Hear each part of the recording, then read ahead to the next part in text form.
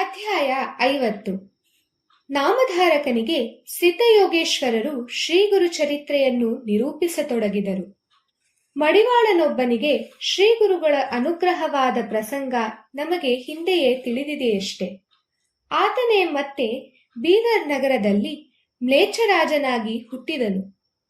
ಪೂರ್ವಜನ್ಮದ ಪ್ರಭಾವದಿಂದ ರಾಜನು ದಾನ ಧರ್ಮಗಳನ್ನು ಮಾಡುತ್ತಾ ಸಮಭಾವದಿಂದ ಎಲ್ಲರನ್ನೂ ನೋಡುತ್ತಾ ಬ್ರಾಹ್ಮಣರನ್ನು ಆದರಿಸುತ್ತಾ ಆ ಪ್ರಾಂತ್ಯವನ್ನು ಆಳುತ್ತಿದ್ದನು.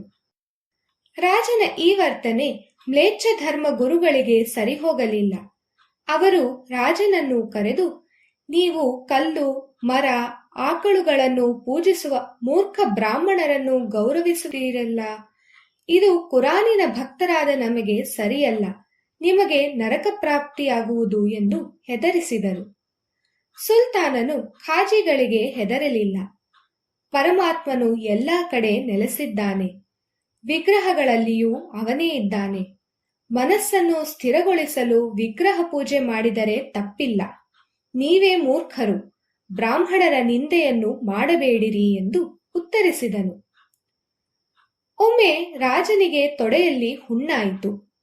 ಔಷಧೋಪಚಾರಗಳೆಲ್ಲ ವ್ಯರ್ಥವಾಗಿ ಆತನು ಬ್ರಾಹ್ಮಣೋತ್ತಮರನ್ನು ಕರೆಸಿ ಕೇಳಿದನು. ಅವರು ಇದು ಪೂರ್ವಜನ್ಮದ ಕರ್ಮಫಲವೆಂದು ದಾನ ಸತ್ಸಂಗ ಹಾಗೂ ಗುರುಕೃಪೆಯಿಂದ ಮಾತ್ರ ನಿವಾರಣೆ ಸಾಧ್ಯವೆಂದು ತಿಳಿಸಿದರು. ಆ ಬ್ರಾಹ್ಮಣರು ಸುಲ್ತಾನನಿಗೆ ಗಾಣಗಾಪುರದ ಕ್ಷೇತ್ರಕ್ಕೆ ಹೋಗಿ ಪಾಪನಾಶಿನಿ ಸ್ನಾನ ಮಾಡಿ ಶ್ರೀ ಗುರುಗಳಿಗೆ ನಮಸ್ಕರಿಸಿದರೆ ತೊಡೆಯ ಹುಣ್ಣು ನಿವಾರಣೆಯಾಗುವುದೆಂದು ತಿಳಿಸಿದರು.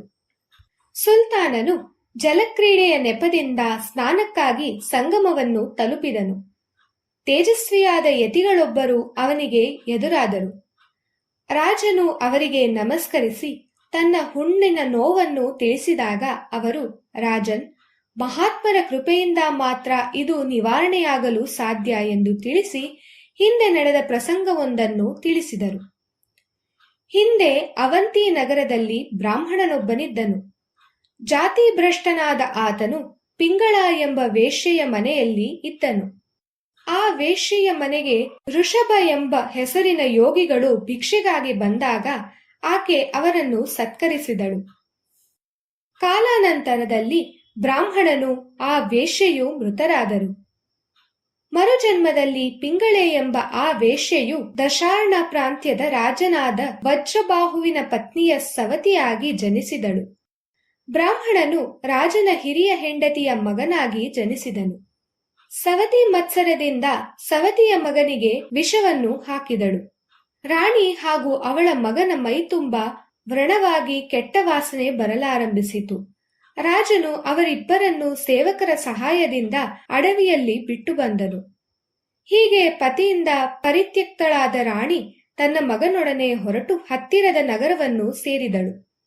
ಆ ನಗರದಲ್ಲಿ ಧರ್ಮಾತ್ಮನಾದ ವೈಶ್ಯನೊಬ್ಬನು ಅವರನ್ನು ಸಲುಹಿದನು.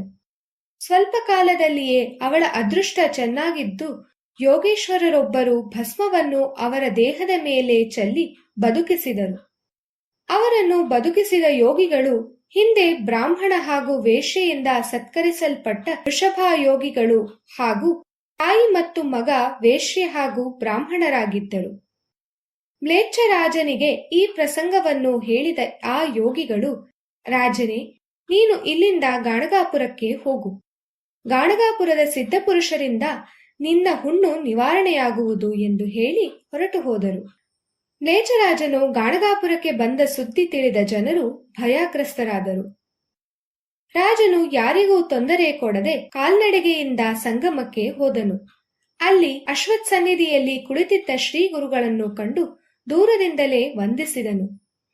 ಮ್ಲೇಚ್ಛರಾಜನನ್ನು ಗುರುತಿಸಿದ ಶ್ರೀಗುರುಗಳು ನಸುನಕ್ಕು, ಬಹಳ ದಿನಗಳ ಮೇಲೆ ಭೇಟಿಯಾಯಿತಲ್ಲ, ಹೇಗಿರುವೆ ಮಡಿವಾಳನೆ ಎಂದು ಕೇಳಿದೊಡನೆ ರಾಜನಿಗೆ ತನ್ನ ಪೂರ್ವಜನ್ಮದ ನೆನಪಾಯಿತು.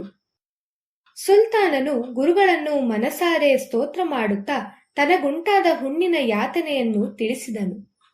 ಶ್ರೀಗುರುಗಳು, ಸುಲ್ತಾನ, ನಿನ್ನ ಹುಣ್ಣನ್ನು ತೋರಿಸು ಎಂದರು.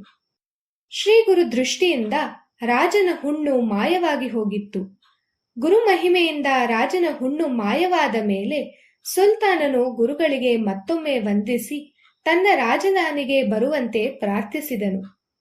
ಶ್ರೀ ಗುರುಗಳು, ನಾವು ಈಗ ಗೋದಾವರಿ ಸ್ನಾನಕ್ಕೆ ಹೋಗುತ್ತಿದ್ದೇವೆ, ಒಂದು ದಿನ ನಿನ್ನ ನಗರಕ್ಕೆ ಬರುತ್ತೇವೆ ಎಂದು ಹೇಳಿ ಆತನಿಂದ ಬೀಳ್ಕೊಂಡರು. ಶ್ರೀ ಗುರುಗಳು ಕೆಲವು ಕಾಲ ನಂತರ ಬೀದರ್ ನಗರಕ್ಕೆ ಶಿಷ್ಯ ಸಹಿತರಾಗಿ ತೆರಳಿ ರಾಜಾತಿಥ್ಯವನ್ನು ಸ್ವೀಕರಿಸಿ ಗಾಣಗಾಪುರಕ್ಕೆ ಹಿಂತಿರುಗಿದರು. ಒಮ್ಮೆ ಶ್ರೀ ಗುರುಗಳು ತಮ್ಮ ಶಿಷ್ಯರನ್ನು ಕರೆದು, ನಮ್ಮ ಖ್ಯಾತಿ ದಿನದಿಂದ ದಿನಕ್ಕೆ ಹೆಚ್ಚು ಪ್ರಚಾರವಾಗುತ್ತಾ ಹೆಚ್ಚು ಜನರು ಇಲ್ಲಿಗೆ ಬರಲಾರಂಭಿಸಿದ್ದಾರೆ. ಇನ್ನು ನಾವು ಶ್ರೀಶೈಲದಲ್ಲಿ ಏಕಾಂತವಾಗಿರಲು ಬಯಸುತ್ತೇವೆ ಎಂದು ಹೇಳಿ ಗಾಣಗಾಪುರವೇ ತಮ್ಮ ಮೂಲಸ್ಥಾನವೆಂದು ತಿಳಿಸಿ, ಮುಂದೆ ಅಧರ್ಮಗಳ ಸಂಖ್ಯೆ ಹೆಚ್ಚಾಗಿ ಯುಗಧರ್ಮವು ಕಠಿಣವಾದ ಪರಿಸ್ಥಿತಿಯನ್ನು ಎದುರಿಸಬೇಕಾಗುತ್ತದೆ ಎಂಬ ಭವಿಷ್ಯವನ್ನು ನುಡಿದರು ಎಂಬಲ್ಲಿಗೆ ಶ್ರೀ ಗುರುಚರಿತ್ರೆಯ 50ನೇ ಅಧ್ಯಾಯವು ಸಂಪೂರ್ಣವಾಯಿತು.